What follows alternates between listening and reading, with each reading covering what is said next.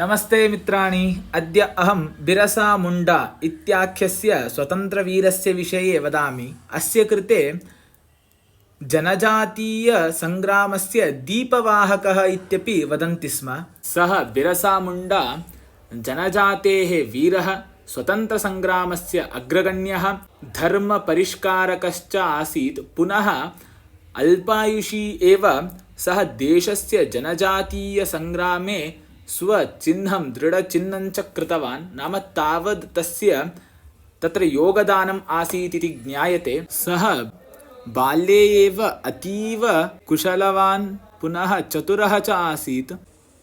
तस्य गृहे बहु दरिद्रता आसीत्, परन्तु तस्य हृदये स्वजनानां कष्टं, स्वजनानां शोषणं तद् मनसि स्पर्शं कृतमासीत्। अतः सः तथा बाल्यावस्थायामेव स्वजनानां चिन्तनं कुर्वन्नासीत्।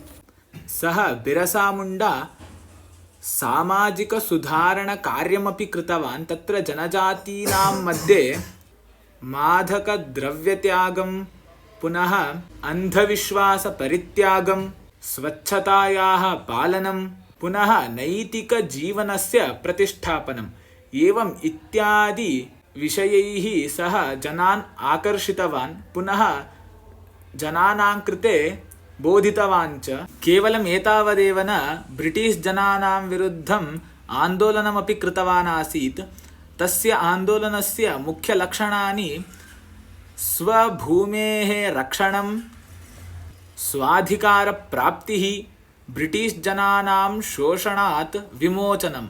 एवं बिरसस्य नेतृत्वे सहस्रशः मुण्डा जनाः एकत्रिताः जाताः। तस्य मुख्यं वाक्यमासीत् अबुवा डिसुम अबुवा राज्य, नाम अस्माकमेव भूमिः, अस्माकमेव राज्यम् इत्यर्थः। इत्यादि घोषणावाक्यैः जनान् प्रेरयन् आसीत् बिरसा मुण्डा। बिरसा मुण्डं दृष्ट्वा भीताः ब्रिटिश् जनाः एनं क्वचित् रणभूमिप्रसङ्गे एनं गृहीतवन्तः, अनन्तरं कारागृहे च स्थापितवन्तः।